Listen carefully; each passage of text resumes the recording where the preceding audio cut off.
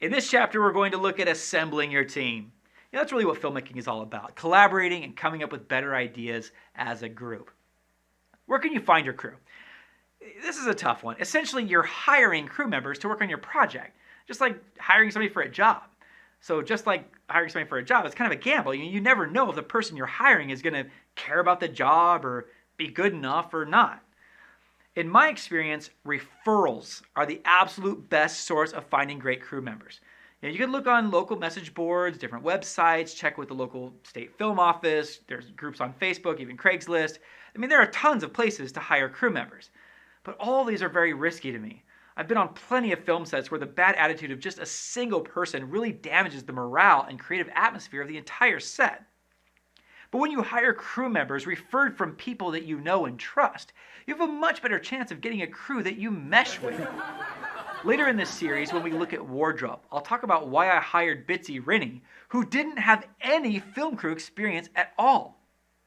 So, which crew members do you need for your production?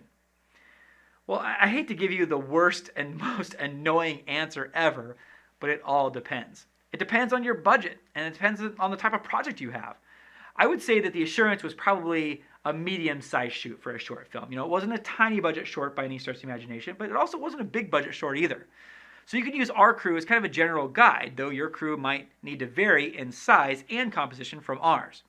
For example, if you were doing like a historical piece, like a period piece like Amadeus or something, then you would want a much bigger art department to design the sets and costumes and do the makeups and hair.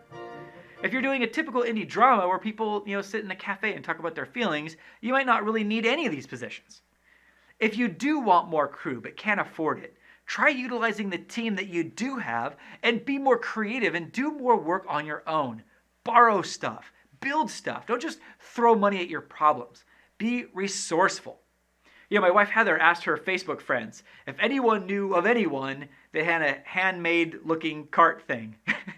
Sure enough, a friend of a friend let us borrow this beauty for free. You might also be able to find crew members that will volunteer to help out, just to be part of your team. Now, of course, volunteers might not have the most experience or be the most loyal. But if that's all you can afford, it still might be better to have a few extra hands on set. Your crew is so important, especially on indie film sets with little in the way of resources. Now, we had amazing talent on our film, on both sides of the camera. But I regret that I did not do a great job of utilizing our team. The thing is that collaboration actually starts before you get to set. So in the next movie, we'll look at crew members that you should be collaborating with while still in pre-production.